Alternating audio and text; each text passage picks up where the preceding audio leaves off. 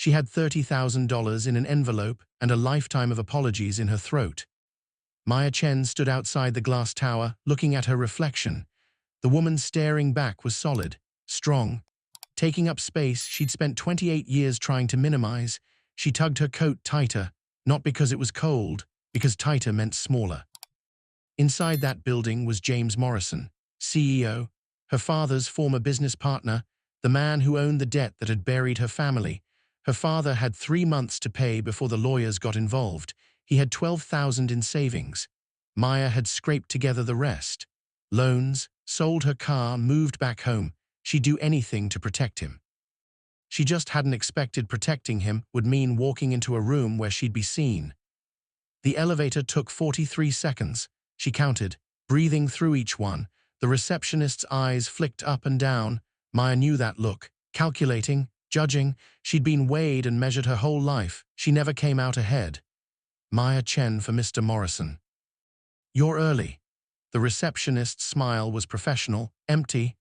"I won't take much of his time." She wouldn't. She'd hand over the envelope. Maybe he'd say something cruel, maybe he'd say nothing. Either way, she'd leave, debt paid, dignity in whatever pieces remained. "Miss Chen." His voice came from behind her. She turned. James Morrison stood in the doorway of his office. Tall, expensive suit, dark eyes that didn't look away when she met them. That was new. "Thank you for coming." He stepped aside. "Please." The office had floor-to-ceiling windows. Everywhere she looked, reflections, her in this space that wasn't built for people like her. The chairs were minimalist. She sat carefully. He didn't go behind his desk. He sat across from her. Close enough she could smell his cologne. "I have the money." Maya set the envelope on the table between them. 30,000, that clears the debt. He looked at the envelope, didn't touch it. "Your father called me last week," James said. "Told me you'd done this, sold everything. It's handled." "Maya." He said her name like he'd said it before. "You don't owe me anything." She blinked. "The contract. I dissolved that contract 4 months ago." The room tilted. "What?" "Your father doesn't know. I was waiting for the right time to tell him." James leaned forward. "The investment he made, it did fail, but not because of him, because I gave him bad information. I was 24. Arrogant. I've owed him an apology for 10 years. 10 years. Why didn't you tell him?" James smiled. It looked sad. "Pride, fear, the same reasons anyone avoids the truth. But when he called, panicking about you sacrificing everything, I realized I'd waited too long." Maya's hands were shaking. She'd spent 6 months fighting for that money, 6 months of humiliation. "So this meeting, I asked you here because I have a request." He paused. "And you're going to think it's insane. Try me, have dinner with me." Silence. "Excuse me?" "Dinner." His voice was steady. "One evening, that's what you owe me." Maya laughed. It came out sharp. "Is this a joke?" "No, you want me to believe you brought me here, told me the debt's gone, just to ask me on a date." "Yes." She stood. Heat flooded her face. "I'm not interested in pity." "Neither am I." "Then what is this?" Her voice rose. "Some kind of what charity? You feel bad for the fat girl who sold her car, so you'll buy her a meal and feel like a good person." James stood too. "You don't remember me, do you?" Something in his tone stopped her. "Should I?" He walked to his desk, opened a drawer, pulled out a photograph. "State College, freshman year, September 19th. You were sitting outside the library with a book. I'd failed my first economics exam, thought I was going to lose my scholarship, thought my life was over at 18. He handed her the photo. It was a group shot. Students gathered on the lawn. She found herself in the back, heavier then. Red scarf around her neck, smiling at something off camera. "I don't. You were reading poetry. I sat down next to you because every other bench was full. You saw my exam grade, the big red F, and you said," he stopped, swallowed, "you said failure is just information. Now you know what to study." Maya stared at the photo. She remembered that scarf. Her grandmother had made it. "That's it. That's why. You talked to me for 2 hours." His voice was quiet now. "You didn't know me, didn't know me anything. But you stayed. You made me flashcards from your notebook paper. You bought me coffee when I didn't have cash. You laughed when I got answers wrong and made me feel like trying again wasn't stupid." She couldn't breathe right. "I passed the retake, got a B, kept my scholarship, and I looked for you for weeks. But I'd never asked your name, didn't know your major, just knew you wore a red scarf and treated me like I mattered. James, I saw your name on the contract 5 years ago when I took over my father's company. Maya Chen, I thought maybe. But I didn't know. Then when your father called desperate, talking about his daughter Maya who was too stubborn and too kind for her own good, I knew. The room was too small. That was 10 years ago, Maya whispered. One afternoon. It was the afternoon that changed everything. He stepped closer. You saw me when I was failing and lost. You didn't look away. Tears burned her eyes. You don't know me. I know you give everything to people you love. I know you're strong enough to carry weight that isn't yours. I know you're terrified right now because someone's finally looking back. She was crying, actually crying, in a CEO office, in front of a man who remembered her from a decade ago, who'd kept a photograph. I spent that whole semester looking for a girl in a red scarf, James said. And now you're here, so I'm asking, just dinner. If you hate it, you walk away. The debt's gone either way, no strings. Why dinner? Because I want to hear you laugh again. He said it simply. Because I've wondered for 10 years if you'd remember me. Because you're the person who taught me failure isn't final, and I'd like to say thank you properly. Maya looked down at the photo. The girl in the red scarf looked happy, unguarded. When had she stopped being that girl? I don't have that scarf anymore, she said. That's okay, James smiled. I don't have that terrible economics grade either. We've both changed. She should say no. This was crazy. People didn't remember strangers for 10 years. People didn't look at her and see something worth remembering, except he had.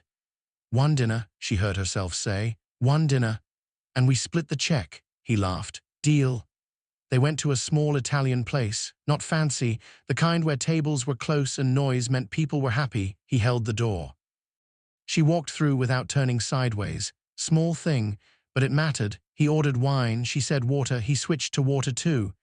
You really kept that photo for 10 years, she asked. Moved it to 4 different apartments, it's creepy, right? A little, she smiled, also kind of sweet. I've been called worse. The food came, pasta, garlic bread, he ate like he enjoyed it.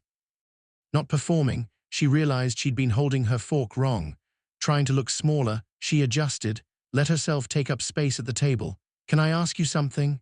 James set down his fork. Why did you help me that day? Maya thought back. You looked how I felt, like you were drowning and everyone else was just walking by. I guess I thought, if someone noticed you, maybe it would help. Did anyone notice you? The question landed soft. Hurt anyway. Not usually, she admitted. People see me, but they don't see me. I see you. She looked up. He was watching her, not her body, her. You don't know what you're getting into, she said. I come with baggage, insecurity. I've spent my whole life being told I'm too much of some things and not enough of others. Maya, he reached across the table, stopped just before touching her hand. I spent 10 years looking for the person who saw me when I was failing. That's not baggage, that's who you are. She let him take her hand. His palm was warm. I'm scared, she whispered. Of what? That you'll realize I'm not who you remember, that I'll disappoint you. Impossible. You don't know that. I know you sold your car to save your father. I know you walked into my office ready to hand over everything to protect him. I know you're sitting here terrified and you stayed anyway. He squeezed gently. That's exactly who I remember. Something in her chest cracked open. She'd spent so long trying to be less. Take up less space, need less, want less, and here was someone asking her to be more. I need to tell you something, Maya said. I'm not good at this, at being seen. I'll probably mess it up. Then we'll mess it up together. She laughed, small at first, then real. He smiled like he'd won something. They talked until the restaurant closed. About college. About the years after. About her father's apology for the debt and James's apology for waiting so long to clear it. About poetry and economics and second chances. When he walked her to her Uber, he didn't try to kiss her. He just said, same time next week. You want another dinner? I want 100 dinners. He paused. But we can start with one. She should be scared. This was too fast, too much, but for the first time in years she felt seen, actually seen. Next week, she agreed, but I'm picking the place. Deal. She got in the car, looked back. He was still standing there, watching her leave like she was something worth watching. Her phone buzzed. James, I'm glad you came today. Maya, me too. James, for what it's worth, I never forgot the girl in the red scarf, and I really like the woman she became. Maya looked out the window, saw her reflection in the glass, solid, strong, taking up space, and for the first time she didn't try to be smaller. She texted back, I still have the scarf, couldn't throw it away. Guess I kept it for the same reason you kept the photo. 3 dots appeared. Then James, wear it next week. Maya, only if you promise to fail another test so I can tutor you. James, I'll fail 100 tests if it means you stay. She smiled, the kind of smile that starts small and grows until you can't stop it. Her father was waiting when she got home, anxious, ready to apologize for a debt he didn't know was already gone. It's handled, Maya said. All of it? How much did he take? Nothing. She pulled out the envelope, still sealed. Turns out we didn't owe him anything. Turns out he owed us. Her father stared. I don't understand. Neither did I. She kissed his cheek.